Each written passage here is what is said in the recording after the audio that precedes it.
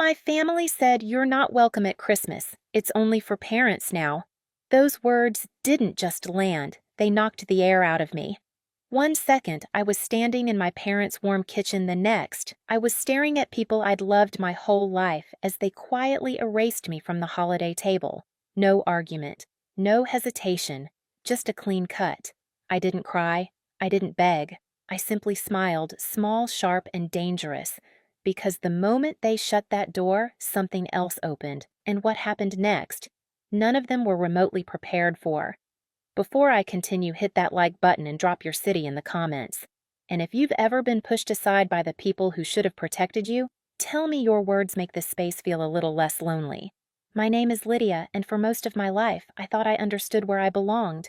I'm 34, a pediatric nurse practitioner, the kind of person who remembers birthdays, brings soup when someone's sick, and shows up to every school play my niece and nephew have ever been in. I've built a quiet, steady life in a small house on a quiet street in the city, just me and my rescue dog Cooper. And until this year, I honestly believed that being present, being loving, being dependable, that was enough to matter in my family. But looking back, the signs were always there. My dad, Harold, has this old-fashioned loyalty to the way families should work, and in that version, parents sit at the center. My mom, Elaine, spent decades teaching elementary school and still treats holidays like their classroom projects, everything for the kids first. My sister, Melissa, follows whatever makes mom happy. And my brother, Brandon, well, he used to be my best friend growing up, but marriage and 2 kids turned him into someone who avoids conflict like it's a job. And then there's Valerie, my sister-in-law. Perfect hair, perfect nails, perfect smile sharp enough to slice through skin. She has this way of pretending she's being kind while planting a knife between your ribs. She's the one who cornered me at Thanksgiving with that fake, sweet, pity-drenched tone. But she wasn't the only problem. The real wound came when my own parents agreed with her, quietly, easily. Like excluding me was the most natural thing in the world. Maybe it hurt so much because Christmas used to be my anchor. When I was a kid, the whole house smelled like cinnamon and butter as Mom baked cookies. Brandon and I would sneak bits of dough when she wasn't looking. Melissa would twirl in front of the tree, hoping someone would notice her new dress. It wasn't perfect, but it felt safe. It felt like ours. And after my divorce 3 years ago, the kind that folds your life in half and forces you to rebuild from scraps my family wrapped around me. Or at least I thought they did. I showed up to everything. I poured every spare ounce of love into Oliver and Lily because they're innocent and they adore me without condition. So when Valerie delivered that line, "Christmas is only for parents now," and my parents nodded like I should have seen it coming, it didn't feel like a schedule change. It felt like an eviction, a verdict, a quiet confirmation of something I'd been afraid of for a long time in their eyes. I was incomplete. I left early that night blaming a headache. Cooper greeted me at the door like he could sense the crack inside me widening. I cried until my throat ached. But when morning came, something in me had shifted. They didn't want me at their Christmas. Fine. I would build a new one they'd never forget. I woke up the next morning with my pillow still damp, Cooper curled against my legs like he was guarding what was left of me. For a few seconds I lay there, waiting for the familiar ache to pull me under again. But instead, I felt something steadier rise to the surface, clarity maybe, or the sharp edge of self-respect finally cutting through the fog. My house was quiet. Soft winter light seeped through the blinds, turning everything pale and cold. I made coffee, wrapped both hands around the mug, and stood in the kitchen where the silence felt cleaner than the night before. No accusations, no pity, no Valerie. And somewhere between the first and second sip, the thought arrived fully formed. I don't have to accept this. I don't have to shrink just because it makes them more comfortable. I opened my laptop, meaning only to distract myself, but the search bar was already waiting like my subconscious had done the work overnight. Christmas getaway, solo holiday travel, Caribbean cruises in December, and then I saw it a 12-day holiday cruise leaving Miami on December 20th. Photos of a sleek white ship, glowing pools, turquoise water sun bleeding across the horizon like warm honey. Private balconies, 5 restaurants, a spa that looked like heaven with dim lighting and soft robes. I clicked through every detail, heart-pounding in a way it hadn't in months. When I reached the booking page, my fingers hovered over the keyboard. This was reckless, expensive, impulsive. It was also the first thing that felt like mine. I smiled and booked a luxury cruise instead. Yes, I actually said it out loud when I hit the final button. And it felt good, dangerous even. Like reclaiming something I hadn't realized I'd given away. The next 48 hours turned into a quiet, private transformation. I got my hair done, not the practical trim I usually get, but warm highlights that made my reflection look like someone who knew her worth. I bought sundresses in soft colors I'd never let myself wear, a deep green gown that made me feel like the main character, new sandals, a swimsuit that felt daring but right. People at the salon complimented me. The woman at the boutique said, "You look radiant," and for once I believed it. Meanwhile, my family continued acting like nothing had happened.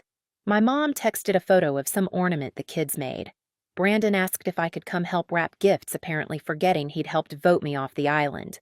Valerie sent a cheery group message about matching pajamas. Not one of them asked how I was. Not one apologized. They thought I'd accepted my place outside the circle. They had no idea I was already planning my escape. When I packed my suitcase a week later, I felt something close to peace. Not forgiveness, not yet. Just the calm that comes when you stop begging for love that should have been yours freely.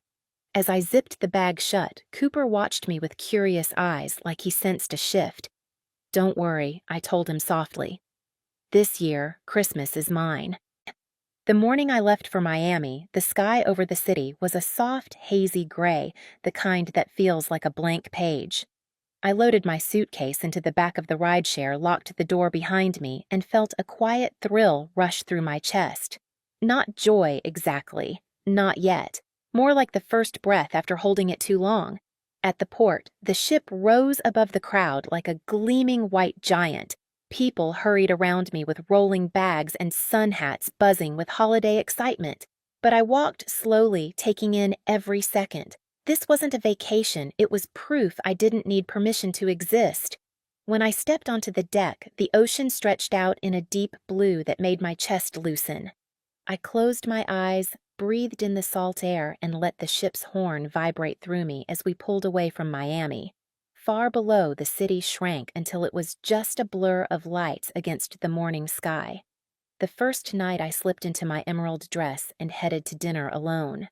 People smiled at me, not the pitying kind I'd gotten used to, but the curious, warm kind you give someone who looks like she's finally living. Caleb, Ruth, and Noah were seated at my table, and by dessert we were laughing like old friends. No judgment, no questions about why I was alone. Just acceptance.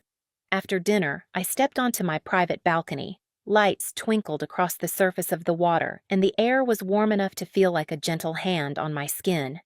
I lifted my phone, snapped a photo, the dress, the sea, the glow of the ship behind me, and posted it with a simple caption, "Choosing myself this Christmas." And then it began. When I posted photos from the deck, their messages didn't stop coming. My phone buzzed so fast I thought something broke. "Mom, Lydia, this seems excessive." "Brandon, wow.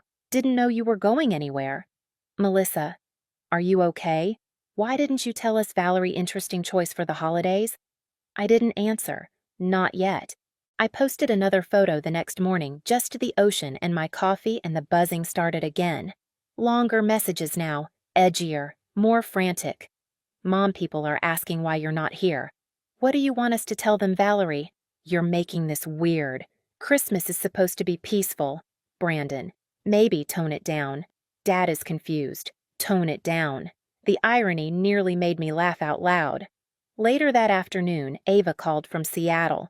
"Lydia, you look incredible," she said before I could say anything. "And they're losing their minds, aren't they?" Should I feel bad? I asked, even though I knew the answer. "No, you didn't create this. You're just not hiding from it anymore." Her words sank deep. I wasn't acting out, I was acting free. That night on the deck, the wind warm against my skin, I realized something important. My absence wasn't ruining their Christmas. It was exposing it, and this was only the beginning. The first real shift happened in St. Thomas. I woke to sunlight pouring through my balcony curtains, the kind that makes the ocean look like liquid glass. I slipped into a turquoise sundress, grabbed my beach bag, and joined the excursion group heading toward the island. White sand, warm breeze, water so clear I could see each grain beneath my feet. I took a photo, just my legs stretched toward the shoreline, sunlight glittering across the water, and posted it with the caption, "Merry Christmas to me." Within minutes, my phone exploded. "Mom, this isn't necessary, Melissa. Why are you doing this? The kids miss you. Brandon. Mom is upset. Can you please stop posting every detail, Valerie? This feels spiteful." Spiteful. The woman who uninvited me was calling me spiteful. Still, I didn't reply. I just let the island wind dry the salt in my hair and listened to waves erase footprints behind me. For the first time in years, I felt lighter than the tide. That night at dinner, Caleb caught me staring at my buzzing phone. Family, he guessed. Unfortunately, he didn't pry. He just nodded the way people do when they've lived through their own storms. "Well," he said, lifting his glass to choosing peace when chaos wants your attention. I clinked my glass against his. I didn't say it out loud, but I felt it. I wasn't alone. The next stop was St. Martin, a catamaran tour. Sun on my shoulders, salt on my skin. Turtles gliding beneath us like ancient, gentle spirits. I slipped into the water, floated on my back, and stared at the sky until I felt something soften inside me. When a sea turtle surfaced beside me, I laughed, a sound I hadn't heard from myself in a long time. I filmed a short clip of it swimming past. Posted it. Caption, "Better company than I expected today." This time the messages came faster. "Mom, Lydia, please call me. This is getting embarrassing." Valerie. "So you're just broadcasting this? Brandon Dad wants to know what's going on." Melissa. "The kids asked why you're not here." I didn't know what to say. Still, I didn't respond. Instead, I met my new friends for dinner. Ruth told stories about her late husband that made us laugh until we were wiping tears from our eyes. Noah described life in a crowded city kitchen. Caleb shared how freedom felt after years spent trying to fix what couldn't be fixed. Listening to them, something clicked into place. They weren't asking anything from me. They weren't defining my worth. They were just present. The next day, we docked in the Bahamas. The moment I stepped onto the pier, warm air and bright colors hit me like a bomb. I signed up for a dolphin experience, half expecting it to feel staged touristy. But when one of them, Luna, nudged her nose into my palm and chirped, I felt a surprising squeeze in my chest. Affection. Joy. The trainer snapped a photo right as Luna pressed her nose to my cheek. I looked happy, genuinely, effortlessly happy. I posted it. Caption. "She showed me more affection in 5 seconds than some people did all year." That set off a different kind of storm. "Mom, stop this. People are talking." Valerie. "Are you trying to make us look bad?" Brandon. "What do you want?" Lydia, seriously. Melissa. "Are you okay? I'm worried." Then came the one that almost cracked me. A message from Oliver, clearly typed from Melissa's phone. "Aunt Lydia, I miss you. Christmas is weird without you." I had to sit down. The deck beneath me blurred for a second as guilt and anger collided in my chest. The kids didn't deserve this. They didn't create this. But I typed back, "I miss you too, buddy. I'll see you soon." That was all I could handle. That night, I stood alone on the deck. Warm wind, glittering waves, stars spread like scattered salt above me. And for the first time, I wasn't thinking about who I'd disappointed. I was thinking about who had disappointed me. They excluded me, erased me, treated me like a half-formed version of a daughter because I didn't have kids. Why was I the one carrying all the guilt? The next morning, I woke to a message that wasn't frantic, it was quiet. "Mom, we need to talk when you get home." We went too far. I didn't reply, not yet. Letting someone feel consequences isn't cruelty. Sometimes it's the only language people hear. On New Year's Eve, the ship held a party beneath strings of white lights. I wore the gold dress I'd bought just for this trip. When I walked into the dining room, Caleb let out a low whistle. "You look like you survived something," he said. "I did," I answered, "and I think I'm finally done apologizing for it." At midnight, fireworks bloomed over the ocean, soundless at first, then cracking open the sky. I snapped a single photo of the reflection on the water and posted it with no caption, no explanation, no justification, just truth. When the ship docked in Miami on January 1st, my stomach tightened as I walked toward the arrivals area. I'd expected a car service, silence, space. Instead, I saw them, all of them, my parents, Brandon, Melissa, Valerie, the kids, waiting. Their faces were tight, exhausted, lined with the weight of 2 weeks spent confronting themselves. Brandon stepped forward first. "Lydia, can we talk?" I didn't answer. I walked past him through them until we reached the house where everything started, the place where they'd cut me out. We sat in the living room, the Christmas tree still up, ornaments reflecting the tension hanging in the air. Harold cleared his throat. "We were wrong," he said, voice trembling. "We hurt you. We didn't think." "No, I cut in. You didn't think of me. You thought of a version of family that didn't include who I actually am." Elaine wiped her eyes. "We're sorry, truly. We want to fix this." Valerie swallowed hard. "I shouldn't have said what I said. I acted like having kids made me superior. It was cruel." Melissa reached for my hand. "I should have stood up for you. I should have said something." I let their words hang there raw and heavy. Then I spoke. "I'm not incomplete. I'm not waiting for a family of my own to matter, and if I'm going to stay in this family, you'll treat me like I belong in it." Silence. Then slowly they nodded. Even Valerie. It wasn't perfect. It wasn't healed. But it was real. And for the first time in a long time, that was enough to start. When the apology settled into something real, the house felt different, lighter almost. The kids curled against me on the couch, chattering about their presents, and for the first time since Thanksgiving, I let myself breathe without bracing for the next bruise. In the days that followed, my parents made an effort I'd never seen before. My dad called just to ask how my day went. My mom stopped framing every conversation around grandchildren. Brandon invited me to dinner alone so we could talk without Valerie's shadow. Even Valerie apologized again, quieter, humbler, and gave me room instead of expectations. But the biggest shift was inside me. The cruise had done something I didn't expect. It taught me I was whole long before anyone realized it. I stopped waiting for their approval. I stopped shrinking to fit the version of family they preferred. I kept posting photos of sunsets, the green dress Cooper waiting by the door, not to provoke them, but because they were mine. My life, my joy. And slowly, my family learned to join me there without trying to control the view.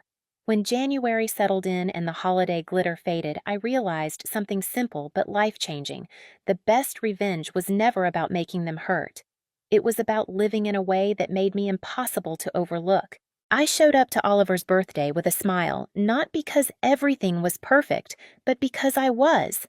My family treated me differently now, more carefully, more consciously, like they finally understood the cost of losing me.